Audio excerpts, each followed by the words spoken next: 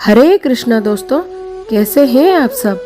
दोस्तों, भारतवर्ष में आप किसी भी शहर किसी भी गांव में चले जाइए, आपको और कुछ मिले या ना मिले मंदिर ज़रूर देखने को मिलते हैं, है ना।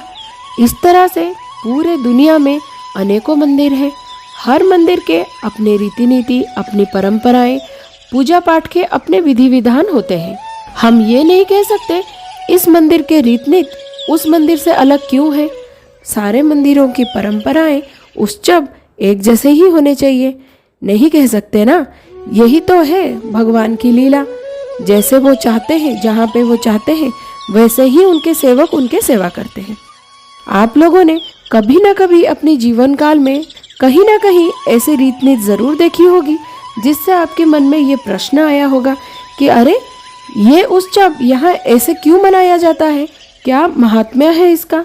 अब ये तो ज़रूरी नहीं है कि हमें भगवान की हर लीला तुरंत ही समझ में आ जाए। अगर ऐसी किसी विषय में जानकारी हासिल करनी है तो हमें भगवान की सेवकों से, पुजारियों से तथा स्थानीय लोगों से अपने प्रश्न का समाधान पूछना चाहिए। बिना विस्तार रूप से कारण जाने क्या हमें उस परंपरा का मजाक उड़ाना चाहिए? नहीं ना, क्योंकि मजाक उड़ाने से आप सिर्फ परंपरा की ही नहीं, भगवान के लीला तथा उनके परम भक्तों का भी अपमान करते हैं। तो दोस्तों, आज की हमारी कहानी एक ऐसे परम भक्त के बारे में है जिन्होंने अनजाने में भगवान के मंदिर के एक उत्सव के विधि विधान पर प्रश्न किया।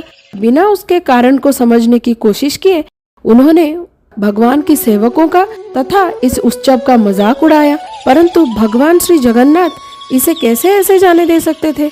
उस दिन रात को जब वो सो रहे थे, उनके स्वप्न में आके भगवान श्री जगन्नाथ ने उन्हें एक अनोखी सी सजा दी।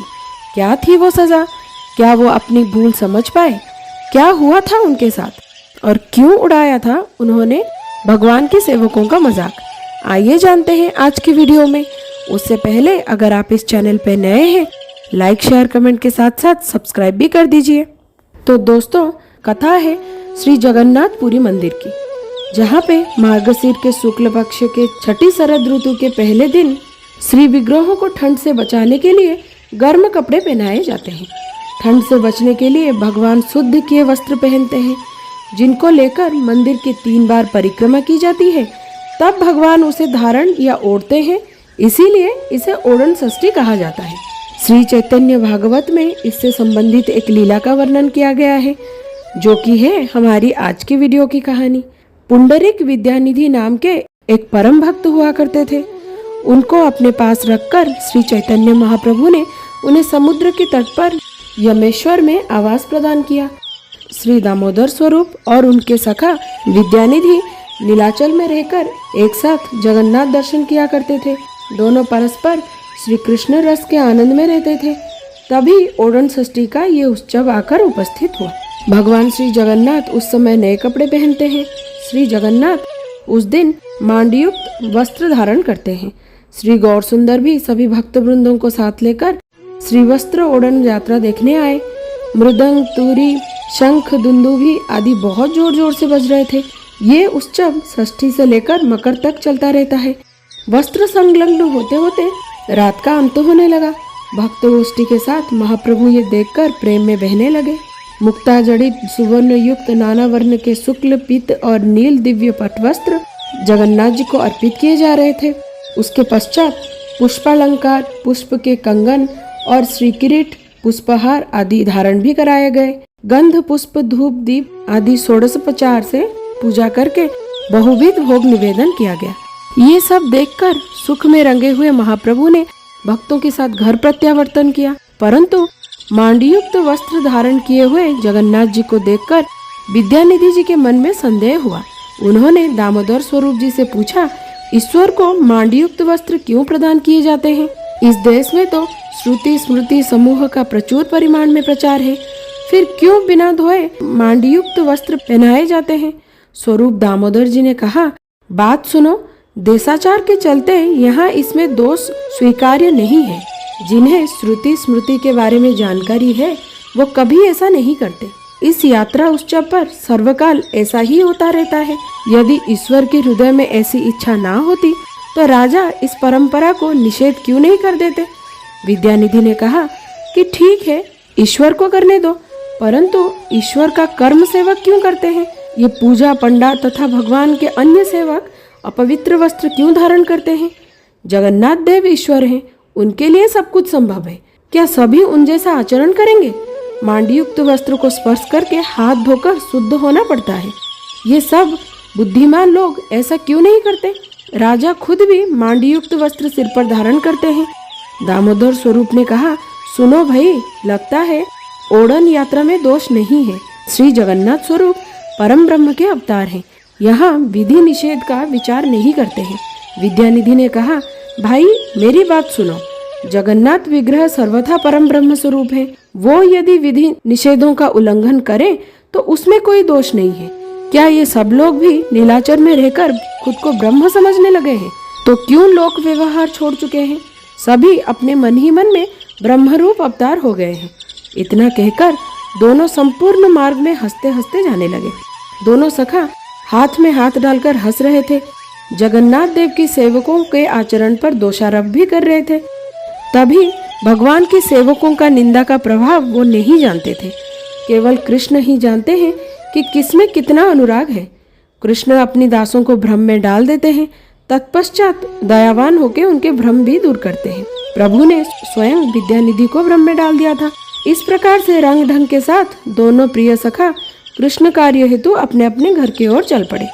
भिक्षा के उपरांत दोनों गौरांगी के पास चले आए। प्रभु के पास आकर सभी सो गए। श्री चैतन्य महाप्रभु सब कुछ जानते थे।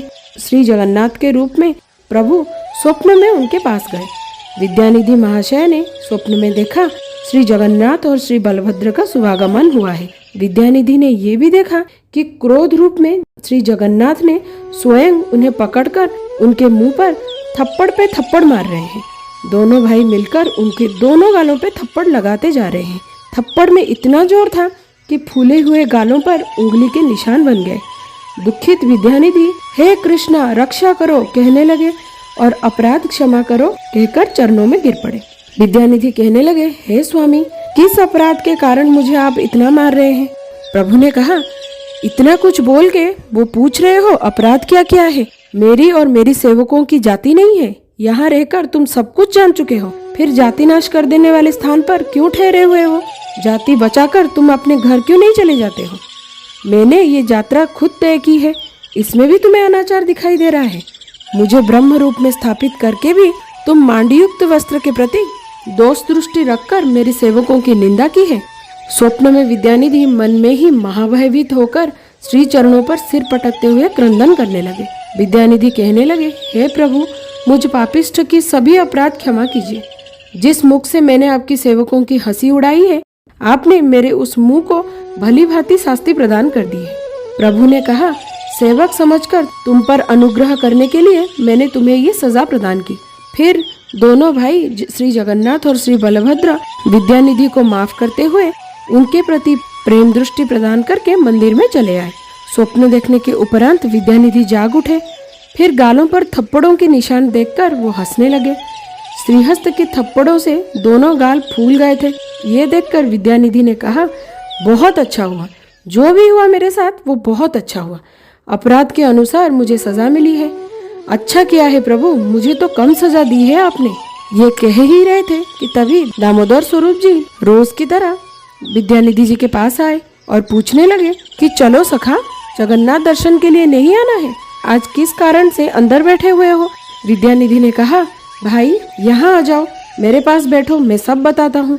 दामोदर जी ने आके देखा कि उनके दोनों गाल सूजे हुए हैं और उस पर जोरदार थप्पड़ों के निशान हैं। फिर दामोदर जी ने पूछा कि अरे ये क्या हो गया, गाल क्यों सूजे हुए हैं? कोई चोट तो दिख नहीं रही है, क्या बात है? विद्यानिधि जी ने हंसकर कहा, सुनो भाई, कल सब संशय दूर हो गया है। मैंने मांडयुक्त वस्त्रों को जो भी अवमानना किया है उसकी सजा देखो इन गालों पर विद्यमान है। आज स्वप्न में जगन्नाथ जी और बलभद्र जी आकर विश्राम लिए बिना मुझे थप्पड़ पर थप्पड़ मारते रहे। तुमने मेरे परिधान वस्त्रों की निंदा कैसे की? इतना कहकर दोनों मेरी गालों पर तमाचे लगाते रहे। गालों पर उंगलियों के निशान भी मौजूद हैं। मैं अच्छी तरह से बात भी नहीं कर पा रहा हूँ। इस लज्जा के कारण मैं किसी से भी बात नहीं कर रहा हूँ। गाल अच्छे हो जाएं, फिर मैं बाहर आ जाऊंगा। ये बात कहीं और कहने की योग्य नहीं है। भाई, मैं हृदय से मान गया कि ये बड़े भाग्य की बात है। अपराध के अनुरूप मुझे अच्छी सजा मिली है, नहीं तो मैं महान अंधकूप में गिर जाता। विद्यानिधि के प्रति स्नेह का उदय देखकर दामोदर महाशय आनंद में बहने लगे और दोनों ही एक दूसरे को देखकर हंसने लगे। तो दोस्तों, ये थी कहानी एक परम भक्त की, जिन्होंने अनजाने में ही सही पर भगवान की सेवकों की निंदा की थी, इसीलिए भगवान ने उन्हें शास्ति प्रदान की। आपको ये कहानी कैसी लगी मुझे कमेंट सेक्शन में बताइएगा ज़रूर। मिलते हैं अगले वीडियो में और एक अनोखी कहानी के साथ। तब तक के लिए जय जगन्नाथ, हरे कृष्णा।